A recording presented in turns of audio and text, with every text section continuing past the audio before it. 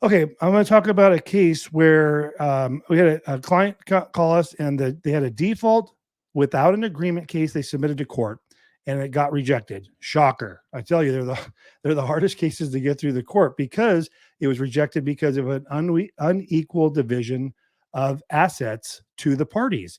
So I'm going to say this for the 1 billionth time: when you do a default without an agreement, you have to divide the assets equally, even if you don't feel it's fair. That's why I always say use a default without an agreement as a last resort.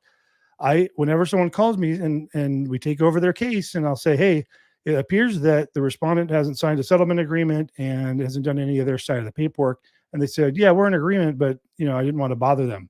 No, bother them. That's why you're having so many problems, because you're trying to submit this as a default without an agreement, and that falls to California law, and everything has to be divided equally. So when you do, how I tell you don't do the 160s when it's amicable?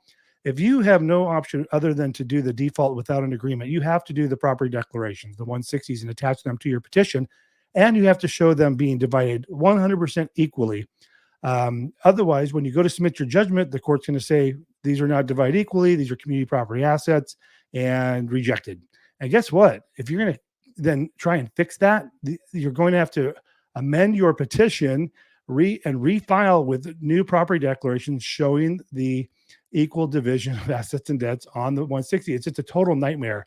So in this case today, I said, will they agree? And the answer is 99% of the time, yes, they will sign off on it.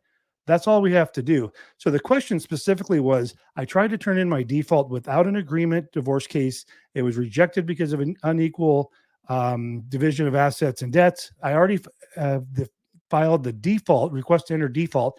Can I now submit a default with agreement judgment case? The answer is yes.